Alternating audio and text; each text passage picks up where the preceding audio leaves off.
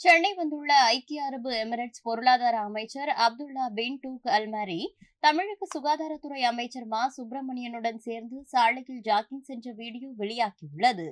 அதைத் தொடர்ந்து அனைவரும் தெருவூர் தேநீர் கடையில் அமர்ந்து தேநீர் அருந்தினர். தற்போது இந்த வீடியோ சமூக வலைதளங்களில் வைரலாகி வருகிறது.